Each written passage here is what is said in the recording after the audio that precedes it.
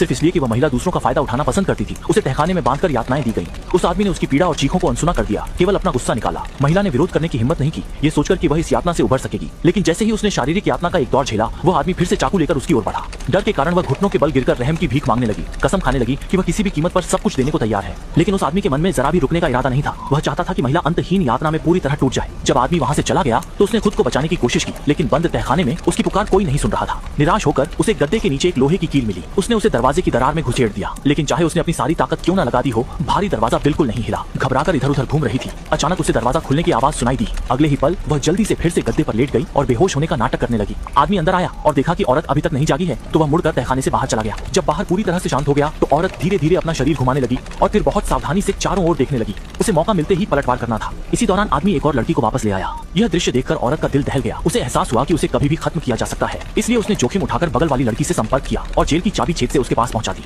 और लड़की ने इस भरोसे को निराश नहीं किया। जैसे ही आदमी बाहर गया, उसने मौके का फायदा उठाया और सफलतापूर्वक भाग निकली और सबसे पहले पुलिस को फोन किया। जब आदमी शिकार की बंदूक लेकर बाहर निकला तो पहले से घात लगाए पुलिस ने उसे जमीन पर गिरा दिया। आखिरकार औरत उस अंधेरी जेल से बाहर निकली और उसने लंबे समय से चाही गई रोशनी और आजादी